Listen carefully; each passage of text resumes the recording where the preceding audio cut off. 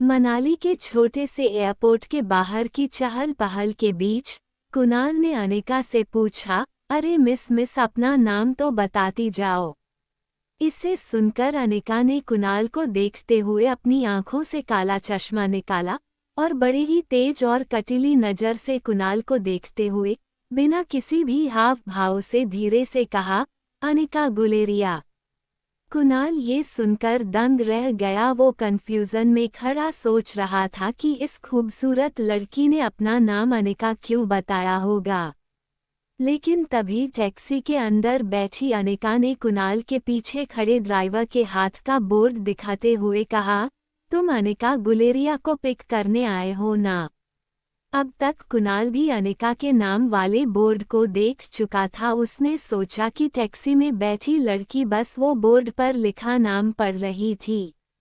इसलिए कुणाल ने आगे बढ़कर कहा, अरे उस मोटी को तो मैं टैक्सी से भेज दूंगा, आप दोनों आराम से मेरे साथ कार में चलिए ना। कुणाल की ये बात सुनकर अनिका ने उसे एक एरोगेंट स्माइल दी और टैक्सी ड्राइवर को टैक्सी चलने के लिए कह दिया। कुणाल के मुंह पर धुआं छोड़ती टैक्सी रफ्तार पकड़कर कुणाल के सामने से निकल गई। 2 पल के लिए कुणाल मायूस हुआ, लेकिन तभी उसे कुछ याद आया। हड़बड़ाहट में उसने ड्राइवर के हाथ से बोर्ड लिया और ड्राइवर को कहा, तू फटाफट इस टैक्सी के पीछे जाकर मैडम का पीछा कर और मुझे ये बता कि वो कौन सी होटल में रुकी है, और सुन, उन्हें बिल्कुल शक नहीं होना चाहिए, चल भाग। ड्राइवर झट से गाड़ी निकालकर अनिका की गाड़ी का पीछा करने लगा। एयरपोर्ट से मनाली लगभग 1 बजे से 1:30 बजे घंटे का रास्ता था। रिया ने वापस अपने कान पर हेडफोन्स लगाए और वो टैबलेट पर गेम खेलने में बिजी हो गई। वैसे रिया को देखकर कोई ये नहीं कह सकता था कि वो एक लड़की है। Jeans, sports shoes, T shirt, छोटे बाल और सर पर कैप। रिया की उम्र भले ही छोटी थी मगर उस पर मॉडर्न टेक्नोलॉजी का काफ़ी ज़्यादा प्रभाव था। गेमिंग की दुनिया में रिया स्वीट एंजल के नाम से काफ़ी पॉपुलर थी। रिया को गेम खेलते हुए देख अनिका सोच रही थी कि पता नहीं रिया को मनाली लाकर उसने सही काम किया था या गलत। मोबाइल की रिंग से अनिका अपने ख्यालों से बाहर आई तो उसने देखा कि उसके पापा गौतम बार बार अनिका के फ़ोन पर कॉल किए जा रहे था।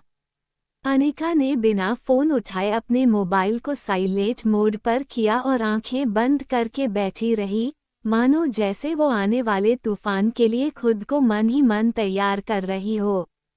अगले 1 घंटे में अनिका की टैक्सी मनाली की सबसे बड़ी 5 स्टार होटल पैराडाइज इंटरनेशनल में दाखिल हुई, लेकिन उसका पीछा कर रहे राजू को होटल के मेन गेट पर ही रोक दिया गया। होटल का बेल बॉय अनिका का इंतजार पहले से कर रहा था। अनिका के आते ही बेल बॉय उसका सामान लेकर उसे लिफ्ट की ओर ले गया। होटल का प्रीमियम फर्नीचर, आकर्षित एम्बियंस और वेलकमिंग स्टाफ को देखकर समझ में आ रहा था कि क्यों देश विदेश से आए टूरिस्ट्स मनाली की इस शानदार होटल में रुकना पसंद करते थे। बेल बॉय ने अनिका को लिफ्ट की तरफ ले जाते हुए बोला कि उसका बुकिंग प्रेसिडेंशियल स्वीट में है, जो होटल के टॉप फ्लोर पर है। लिफ्ट में दाखिल होते ही बेल बॉय ने 24वें फ्लोर का बटन दबाकर अनिका से कहा, मैडम, इस टॉप फ्लोर पर सिर्फ 2 ही अपार्टमेंट्स हैं, एक आपका और दूसरा हमारे होटल के मालिक मिस्टर रोहित मारवा का। वो अपने बेटे और छोटे भाई के साथ यही रहते हैं। कुछ ही पल में लिफ्ट 24वें माले पर पहुंच गई थी। लिफ्ट का दरवाजा खुलते ही अनिका ने देखा कि यह फ्लोर होटल के बाकी फ्लोर्स से ज़्यादा सुकून वाला था, इतना सुकून जितना अनिका ने शायद अपने घर में भी महसूस ना किया हो। अनिका के रूम के पास जाकर बेल बॉय ने कार्ड से दरवाजा अनलॉक किया। वो कार्ड अनिका के हाथ में देकर और सामान वहीं छोड़कर चला गया। रिया अभी भी गेम खेलने में बिजी थी। अनिका रिया को रूम के अंदर लेकर आई और उसने रूम का दरवाजा बंद किया। प्रेसिडेंशियल स्वीट एक काफ़ी लग्जरी अपार्टमेंट था, मॉडर्न और कंफर्टेबल बेडरूम, एक शानदार लिविंग एरिया और बड़ी सी बालकनी जहां से पूरा मनाली का नज़ारा दिखाई दे रहा था। ये प्रेसिडेंशियल स्वीट हर कोई अफोर्ड नहीं कर सकता था, क्योंकि कमरे का दिन का किराया 25,000 था। मगर world famous neuro surgeon doctor Amrita उर्फ अनिका को इससे क्या फर्क पड़ने वाला था। थोड़ी देर नई जगह का आनंद उठाने के बाद रिया थककर बिस्तर पर सो गई थी। अनिका प्यार से उसे चद्दर उड़ा रही थी। तभी उसका फोन वाइब्रेट हुआ। अनिका ने देखा कि उसके पापा गौतम का फोन आ रहा था। अनिका की आवाज से कहीं रिया जाग ना जाए, इसलिए हड़बड़ाहट में अनिका बेडरूम से बाहर आकर बेडरूम का दरवाजा बंद करके फोन उठाए। जैसे ही अनिका ने फोन उठाया, गौतम ने गुस्से से तिलमिलाकर कहा, Anika, what kind of behaviour is this? Kunal 2 घंटे तक एयरपोर्ट पर तुम्हारा इंतजार कर रहा था। तुम उसके साथ आई क्यों नहीं? कहाँ हो तुम? इस पर बड़े ही शांत अंदाज से अनिका ने अपने पापा से कहा, बस आ रही हूँ मैं। ये कहते ही अनिका ने फोन काट दिया। न जाने क्यों, लेकिन अनिका काफी डिस्टर्ब हो गई थी। गौतम ने बचपन से लेकर आज तक अनिका के साथ चाहे जैसा भी व्यवहार किया हो, आखिर वो थे तो अनिका के पापा ही, जिनसे अनिका 6 साल बाद मिलने वाली थी। अनिका ने कुछ सोचकर होटल रूम को बाहर से लॉक किया और वो होटल की लॉबी में लिफ्ट के पास आकर लिफ्ट के आने का इंतजार करने लगी। तभी अनिका के फ़ोन पर उसकी असिस्टेंट राजलक्ष्मी का फ़ोन आया। अनिका ने फ़ोन पिक किया तो राजलक्ष्मी ने अनिका का हाल पूछते हुए कहा, मैडम, आशा करती हूँ आपकी फ़्लाइट सेफ और कंफर्टेबल थी और आपकी नींद भी पूरी हुई होगी। याद है ना आपको, रोज कंपल्सरी 8 घंटे सोना ही है। अनिका उसकी बात को काटते हुए कहती है, हाँ हाँ याद है। तुम ये बताओ, तुमने मुझे फिर से वही बात बताने के लिए फ़ोन किया है जो तुम पिछले 1 महीने से रोज़ मुझे बताती आ रही हो, या आज कुछ नई बात बताने के लिए फ़ोन किया है?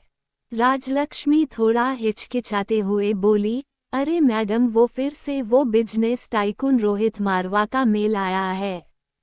वो अपनी दादी माँ का इलाज देश की सबसे बड़ी न्यूरोसर्जन डॉक्टर अमृता यानी कि आपके पास करवाना चाहते हैं।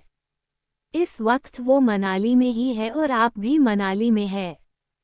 तो मैंने सोचा क्या मैं अपॉइंटमेंट फिक्स कर दूं। लेकिन तभी अनिका ने कड़क शब्दों में कहा, बिल्कुल नहीं। ये बड़े लोग अपने बड़े बुजुर्गों की चिंता का सिर्फ ढोंग करते हैं।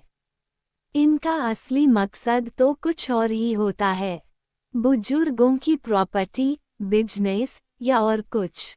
हमें इन लोगों से दूर ही रहना चाहिए।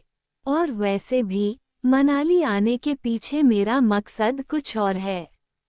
उस मकसद से मैं अपना ध्यान नहीं भटकाना चाहती। और हाँ राजलक्ष्मी, ये मत भूलो कि मैं इस वक्त ऑफिशियल लीव पर हूँ। राजलक्ष्मी अनिका की असिस्टेंट ही नहीं, बल्कि उसकी दोस्त भी थी। इसलिए उसने अनिका का मूड लाइट करते हुए कहा, okay ma'am, as you wish. मगर एक बात बता दूँ, मैंने सुना है ये रोहित मारवा की पर्सनैलिटी काफ़ी डैशिंग है, टॉल, डार्क, हैंडसम, और हाँ, इतनी सी उम्र में इतना बड़ा बिजनेस टाइकून। देश की काफ़ी लड़कियां उनसे सिर्फ बात करने को मर मिटने को तैयार होती हैं। और आप हैं कि रोहित आपसे खुद मिलना चाहता है और आप उसे अवॉइड कर रही हैं। अगर लाइफ में थोड़ा सा रोमांस आ ही जाता है तो इसमें नुकसान क्या है? बाकी आपकी मर्जी, सोच लो। रोहित का फोटो भेजूंगी। अनिका समझ गई थी कि राजलक्ष्मी अब उसकी टांग खींच रही थी। तभी अनिका ने लिफ्ट को ऊपर आता देख राजलक्ष्मी से जल्दी जल्दी में कहा कि अगर ऐसा है तो तुम एक काम करो, तुम ही उसे डॉक्टर अमृता बनकर मिल लो। वैसे भी यहाँ डॉक्टर अमृता को चेहरे से कोई नहीं जानता, यहाँ तो मैं सिर्फ अनिका गुलेरिया हूँ। अब चलो, फोन रखो। लेकिन राजलक्ष्मी ने भी जल्दी जल्दी में बोला, ठीक है, I hope you enjoy your vacation. और हाँ, रोहित की फोटो भेजूंगी, एक बार देख जरूर लेना। इसके पहले कि राजलक्ष्मी अपनी बार पूरी कर पाती, अनिका हंसते हुए फोन काट देती है। लेकिन इसके पहले कि अनिका लिफ्ट के अंदर जा पाती, लिफ्ट वापस बंद होकर नीचे चली जाती है। तभी अनिका को लगा जैसे मानो उसके पीछे कोई खड़ा हो। अनिका ने जैसे ही पीछे मुड़कर देखा तो वो हैरान हो गई। पीछे रिया खड़ी थी, उसका चेहरा कुछ उखड़ा हुआ था और वो बस अनिका को एकटक देखे जा रही थी।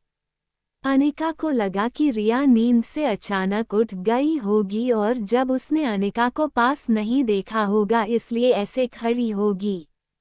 इसलिए अनिका ने नीचे झुककर प्यार से रिया के दोनों गालों पर किस किया और बोली, मम्मा जल्दी वापस आ जाएगी और आते वक्त तुम्हारी फेवरेट चॉकलेट आइसक्रीम लेकर आएगी। ठीक है, चलो अब जाओ कमरे में और आराम करो या तो अपना फेवरेट वीडियो गेम खेलो। तभी वापस लिफ्ट आ चुकी थी, लिफ्ट का दरवाजा खुला और अनिका लिफ्ट के अंदर चली गई। अंदर जाकर अनिका ने रिया से फिर एक बार कहा, सीधे रूम में चले जाना। हाँ, mamma will miss you and mamma loves you. Lift का दरवाजा बंद हो गया और लिफ्ट नीचे जाने लगी। बाहर जाने की जल्दी में अनिका एक बात भूल रही थी कि उसने अपने कमरे का दरवाजा बाहर से बंद किया था। फिर भी रिया रूम में बाहर कैसे आ गई थी? अनिका की लिफ्ट के नीचे जाते ही अनिका के रूम के सामने वाले रूम का दरवाजा खुला और उसमें से एक 26-27 साल का हैंडसम आदमी बाहर आया। ब्लैक चमकीले leather shoes, black trousers, white shirt और ब्लैक ब्लेजर।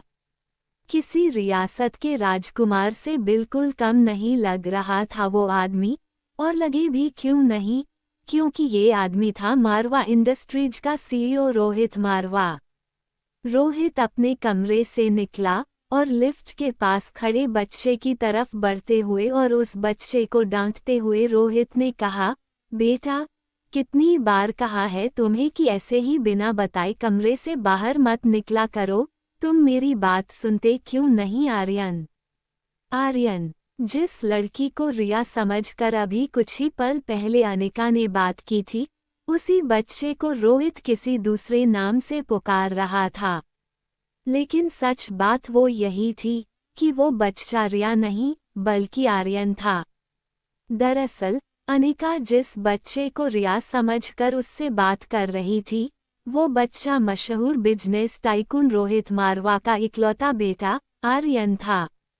मारवा इंडस्ट्रीज का इकलौता वारिस आर्यन। और इन सब में सबसे मज़ेदार बात ये थी कि रोहित का बेटा आर्यन और अनिका की बेटी रिया दोनों की शक्ल एक दूसरे से मिलती जुलती थी, यानी कि रिया और आर्यन हम शक्ल थे। तो रोहित लॉबी में जिस बच्चे से बात कर रहा था, वो दरअसल आर्यन ही था और रिया अभी भी अनिका के कमरे में सो रही थी। रोहित आर्यन से बात कर रहा था लेकिन आर्यन की नज़रें अभी भी लिफ्ट के दरवाजे पर जमी हुई थी। आर्यन की गोल मटोल आंखें और खूबसूरत मासूम सा चेहरा देखकर ऐसा महसूस होता था जैसे उसने अभी अभी आकाश से उतरता हुआ टिमटिमाता तारा देख लिया हो। रोहित ने पीछे से फिर से आर्यन को आवाज़ देते हुए कहा, आर्यन, ध्यान कहाँ है तुम्हारा? सुना नहीं बेटा, अंदर चलो। रोहित आर्यन का हाथ पकड़ के उसे लगभग खींचते हुए रूम के अंदर ले जा रहा होता है। तभी आर्यन ने झटके से अपना हाथ छुड़ाकर रोहित से कहा, मुझे चॉकलेट आइसक्रीम चाहिए। ये सुनकर रोहित थोड़ा हैरान हो गया। हमेशा गुमसुम और गुपचुप रहने वाले आर्यन का बर्ताव आज रोहित को कुछ अजीब लग रहा था।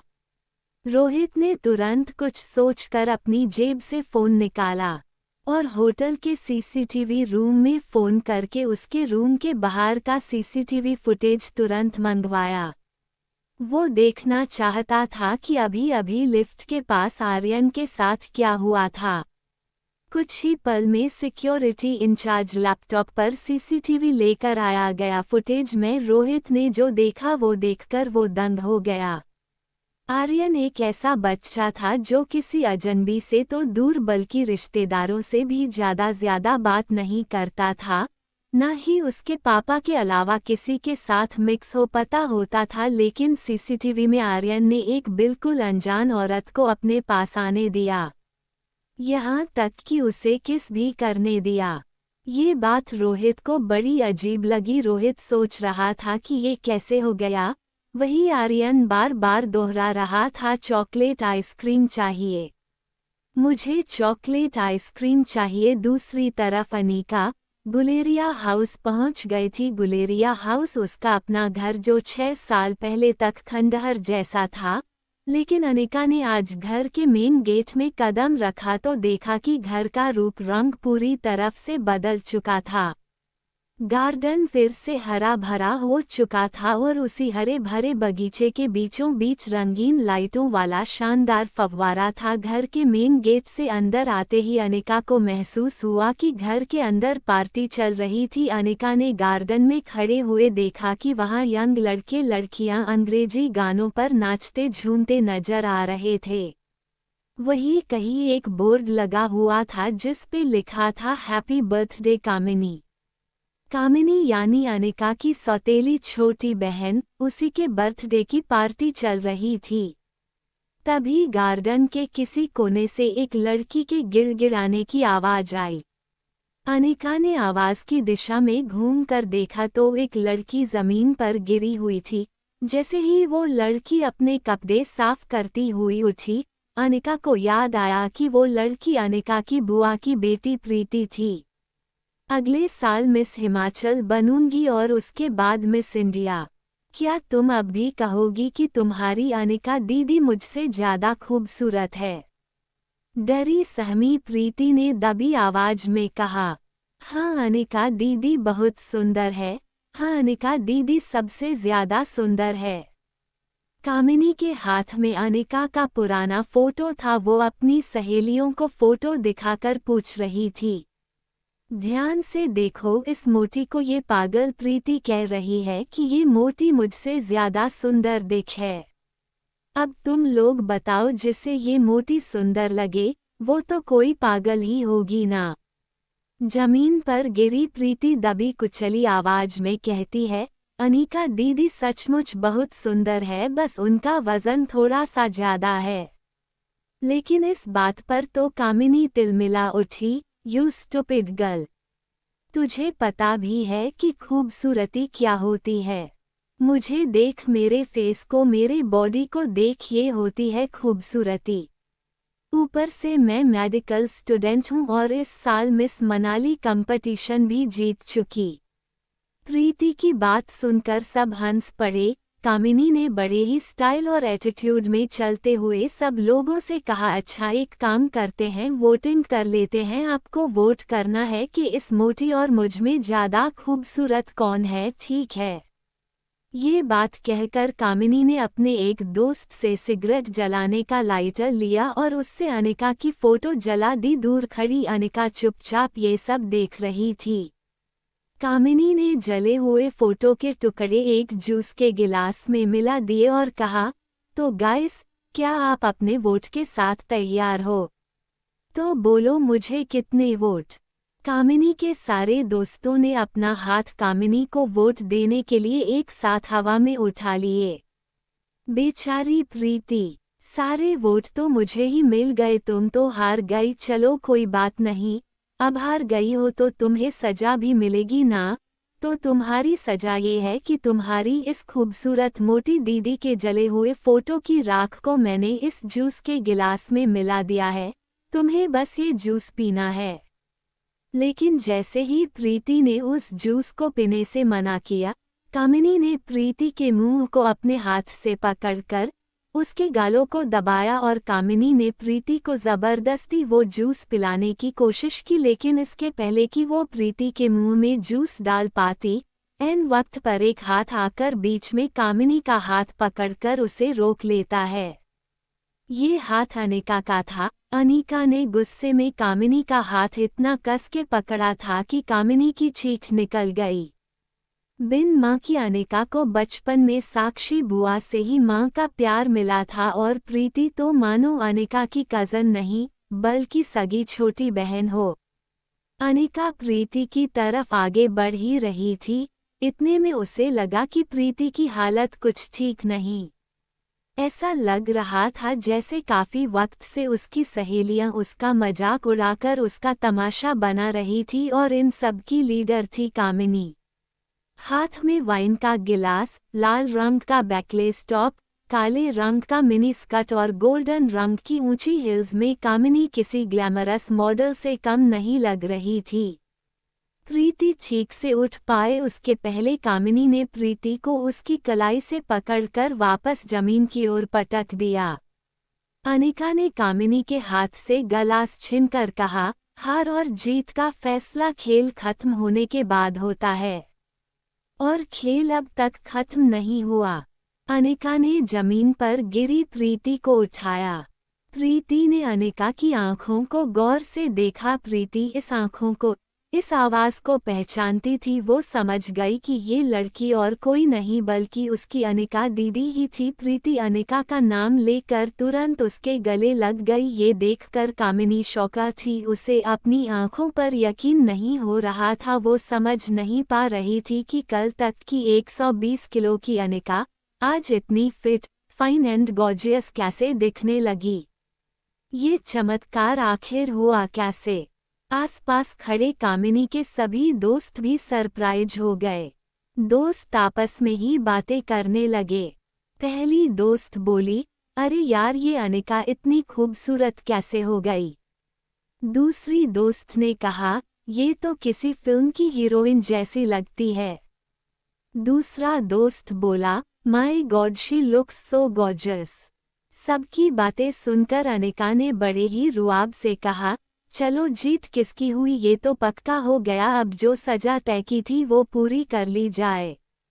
ये कहते हुए अनिका ने कामिनी की कलाई को पकड़ा और अनिका ने वही जूस का गिलास कामिनी को देते हुए उसे पीने को कहा। कामिनी ने गुस्से से अनिका के हाथ को झटक दिया जिससे जूस का गिलास नीचे गिर गया। कामिनी गुस्से में झुलस रही थी। वो बोली, ये कैसे हो सकता है, तुम इतनी बदल कैसे गई। और तभी गिलास टूटने की आवाज सुनकर गौतम और अनिका की सौतेली मां मनीषा वहां भागते हुए आ गए।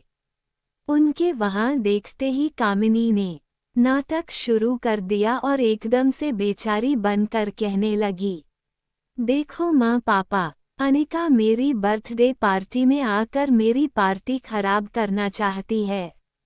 मैंने सिर्फ इतना पूछा कि तुमने अपना वजन कैसे घटाया तो मुझसे कहने लगी, अब मैं तुमसे काफी ज्यादा खूबसूरत हूँ, भला तुम्हारी औकात ही क्या है मेरे सामने। और ये कहते ही कामिनी झूठ मूठ रोने लगी।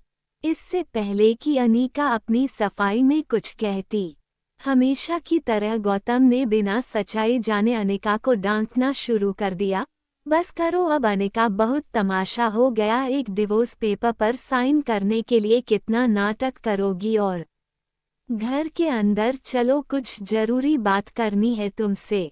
ये कहते हुए गौतम और मनीषा अनिका का हाथ पकड़कर उसे अंदर ले गए। घर में घुसते ही गौतम दरवाजा बंद करता है और 6 साल बाद अपनी बेटी को मिलने की कोई भी खुशी ना जताते हुए और सीधा मुद्दे की बात करते हुए गौतम सीधे मुद्दे की बात शुरू करता है। देखो अनिका, जो हो गया सो हो गया, हम लोगों को और परेशान करके तुम्हें क्या मिलेगा। तुम मेहरबानी करके इन 2 कागजात पर साइन कर दो। अनिका ने देखा तो उसके सामने रूम के सेंटर टेबल पर 2 पेपर्स और एक पेन पड़ा था। अनिका ये सुनकर थोड़ा चौंक गई। वो यहाँ अपने डिवोर्स पेपर पर साइन करने आई थी। फिर ये दूसरे पेपर्स किस चीज के थे। गौतम ने मानो अनिका के मन की बात सुन ली हो वैसे उसने कहा, दरअसल तुमसे डिवोर्स लेने के बाद हम यानी कि मैं और तुम्हारी नई माँ चाहते हैं कि कुणाल और कामिनी की शादी हो जाए। कुणाल को भी इस शादी से कोई ऐतराज़ नहीं है और कामिनी तो पहले से ही कुणाल को पसंद करती थी। बस कुणाल के दादाजी की एक ही इच्छा है। ये कहते हुए गौतम ने अपना गला साफ किया, मानो जैसे वो आगे कुछ बोलने के लिए हिम्मत जुटा रहा हो, और आखिर में गौतम ने उसे वो बात बता ही दी जिसके लिए वो आज सुबह से अनिका को फोन करके घर पे आने को कह रहा था। गौतम ने असली मुद्दे पे आते हुए कहा, अनिका, दरअसल तुम्हारी माँ के गुजर जाने के बाद उसकी फॉर्मा कंपनी जो तुम्हारे नाम पर हो गई थी, वो कंपनी तुम अपनी छोटी बहन कामिनी को शादी के तोहफे में दे दो बेटा। मैंने सारे डॉक्यूमेंट्स तैयार करवा लिए हैं, तुम सिर्फ सिग्नेचर कर दो। अनिका ये सुनकर कुछ देर गौतम की ओर देखती रही। वो सोच रही थी कि क्या सच में उसके पापा ने वो कह दिया था जिसे वो सुनकर भी मानना नहीं चाहती थी। और वो कभी सोच भी नहीं सकती थी कि डोगरा खानदान के साथ रिश्ता बनाए रखने के लिए उसके पापा इतना नीचे गिर सकते थे। एक पल के लिए भले ही अनिका थोड़ी कमज़ोर पड़ गई हो, लेकिन दूसरे ही पल उसने खुद को संभालते हुए उसे मेज पर रखे उन पेपर्स को देखा। बिना कुछ कहे अनिका पेपर्स की तरफ आगे बढ़ी। उसने पेन उठाए और कुछ सोचकर वो डिवोर्स पेपर के पन्नों पर फटाफट साइन करने लगी। गौतम और मनीषा ने ये देखकर थोड़ी राहत की सांस ली। उनको लगा कि अनिका सब कागज़ पर साइन करने को मान गई, लेकिन तलाक के पेपर्स पर साइन करने के बाद उसने धीरे से अपनी मां की कंपनी के कागजात उठाए और बोली, अपना कहने को इस दुनिया में इस कंपनी के अलावा कुछ नहीं है मेरे पास। माफ़ कीजिएगा, लेकिन ये कंपनी मैं आपको नहीं दे सकती। अनिका बड़ी ही शालीनता से मना करके सीधा वहां से निकल जाती है। गौतम और मनीषा को यकीन नहीं हो रहा था कि अनिका, जो आज तक उसके पापा की हर एक बात चुपचाप मान लेती थी, उसने आज उनकी बात मानने से साफ मना कर दिया था। अनिका की सौतेली माँ मनीषा भागकर अनिका के पीछे जाती है और उसे रोकते हुए बोली, क्यों हमें बर्बाद करने पर तुली हो अनिका? पहले ही एक बिन ब्याही माँ बनकर तुमने समाज में हमारी इतनी इज्जत उछाली, वो कम थी क्या? अब अपनी बहन की जिंदगी भी बर्बाद करना चाहती हो? मनीषा की बातों को अनसुना करते हुए अनिका घर के मेन गेट से बाहर निकलने ही वाली थी कि तभी कामिनी उसके सामने आ खड़ी हुई और बोली, तुम्हें क्या लगा तुम वो कंपनी मेरे नाम नहीं करोगी तो कुणाल मुझसे शादी नहीं करेगा? वेहम है ये तुम्हारा। कुणाल मुझसे शादी इसलिए करना चाहता है क्योंकि मैं उसे पसंद हूँ, ना कि तुम्हारी उस फैक्ट्री के लिए जैसे उसे तुम्हारे साथ करनी पड़ी थी। और तुम ये सब नहीं देख सकती क्योंकि तुम बचपन से ही मुझसे जलती हो। अनिका ने एक कटाक्ष भरी मुस्कान के साथ कामिनी से कहा, कौन किससे जलता है इसका नमूना तुम बाहर दिखा चुकी हो। और रहा सवाल बचपन का, तो तुम्हें तो आदत है मेरी हर चीज को छीनने की। मेरे लिए जो भी अच्छे कपड़े, अच्छे खिलौने, अच्छी सैंडल आती थी, वो तुम ही तो रख लेती थी। लगता है अभी भी वो आदत गई नहीं तुम्हारी। जिस लड़के को मैंने डिवोर्स दिया, उसी से तुम शादी करना चाहती हो। तो ठीक है, कर लो, कोई बात नहीं, मगर कंपनी तो मैं नहीं दे सकती। बचपन में अनिका का फायदा हर कोई उठा ले जाता था, लेकिन इसके बावजूद उसके मुंह से कभी चू तक नहीं निकलती थी। शायद इसलिए सब ने सोचा होगा कि अभी भी अनिका को बेहला फुसलाकर, समाज का और बहन के भविष्य का वास्ता देकर बहलाकर उसका फायदा उठाया जा सकता है। लेकिन किसी को नहीं पता था कि अनिका का शरीर ही नहीं, उसका मन, उसके विचार हर कुछ इन 6 सालों में बदल चुका था। आज अनिका को इस तरह सबके अरमानों पर पानी फेरता देख सब लोग गहरे शौक में थे। अनिका के मुंह से ऐसे तीखे शब्द कामिनी पहली बार सुन रही थी और अब कामिनी का पारा 7वें आसमान पर था। वो घुराती हुई अनिका से बोली, समझती क्या हो खुद को? वजन घटा लिया तो जबान भी लड़ाना सीख गई क्या? चाहे कुछ भी कह लो, मैं कल भी तुमसे ज़्यादा खूबसूरत थी और मैं हमेशा तुमसे ज़्यादा खूबसूरत रहूंगी, दिखने में भी तुमसे आगे और पढ़ने में भी तुमसे आगे, कुछ ही साल में डॉक्टर बन जाऊंगी। मुझ जैसी लड़की को छोड़कर कुणाल तुम्हारे पास वापस आ ही नहीं सकता। कामिनी भी नहीं जानती थी कि उसके मुंह से आखिर कुणाल की बात क्यों निकल गई थी, लेकिन उसकी इस बात पर अनिका ने भी मुस्कुरा कर कह दिया, तो चलो एक और शर्त लगाए। अनिका की ये बात सुनकर ना जाने क्यों कामिनी का कॉन्फिडेंस अचानक से थोड़ा कम हो गया, क्योंकि कहीं ना कहीं उसे हकीकत पता थी। वो अनिका का नया रूप भी देख चुकी थी और वो कुणाल की फितरत से वाकिफ भी थी। और तभी घर के मैन गेट के बाहर से कुणाल की आवाज़ आई, कहाँ गई वो मोटी? मुझे एयरपोर्ट पर 2 घंटे वेट करवाया, आज छोड़ूंगा नहीं उसे। कुणाल की ये बात सुनकर कामिनी टेंशन में आ गई, लेकिन अनिका वही खड़े कामिनी के सामने मुस्कुरा रही थी। आगे की कहानी सुनने के लिए बने रहिए मेरे साथ। अगर कहानी पसंद आई हो तो वीडियो को लाइक, शेयर और चैनल को सब्सक्राइब करें।